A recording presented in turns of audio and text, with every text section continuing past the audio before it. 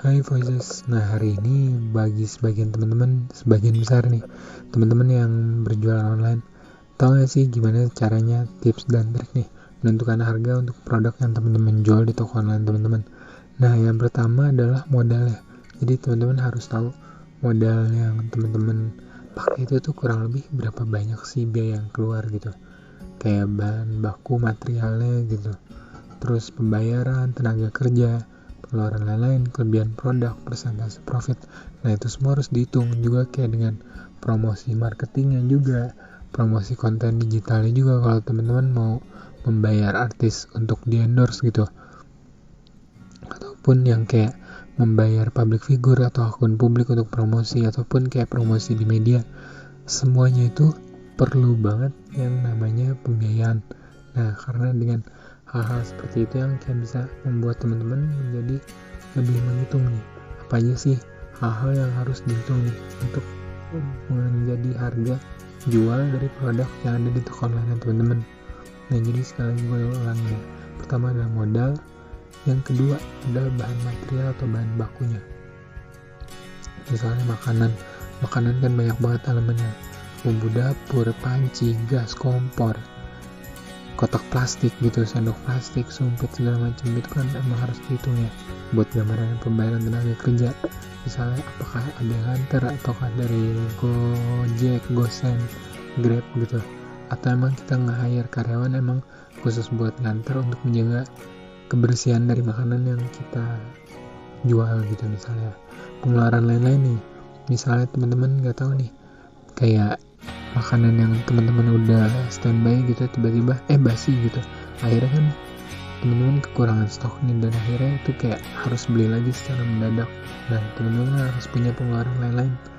Dan juga ada kayak kelebihan produk. Nah kelebihan produk ini kalau yang nggak bisa expired sih ya, yang nggak bisa expired, yang nggak bisa jamuran, yang nggak bisa karatan, adalah sesuatu yang enak, misalnya kayak emas gitu.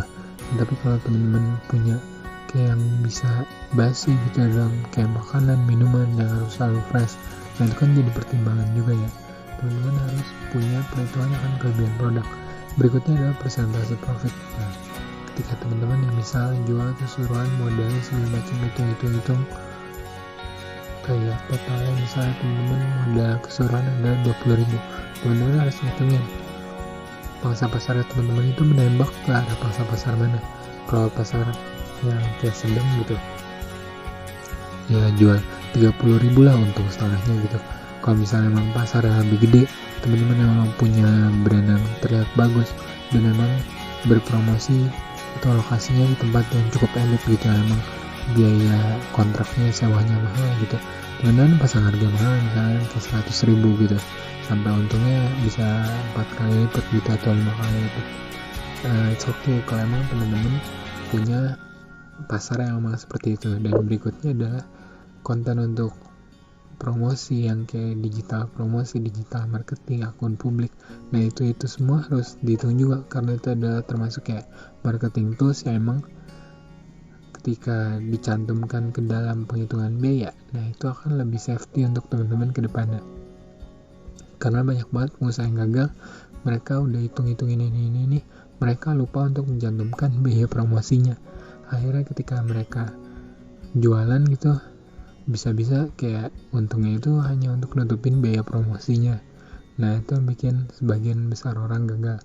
Ya walaupun ada juga sih yang modalnya kuat dan akhirnya emang mereka bertahan gitu setelah menghabiskan banyak modal promosi dan akhirnya banyak repeat order gitu ya. Ya kita nggak pernah nyangka, tapi sebaiknya lebih di maintain untuk promosi, marketing, biaya marketing semua harus dihitung ya.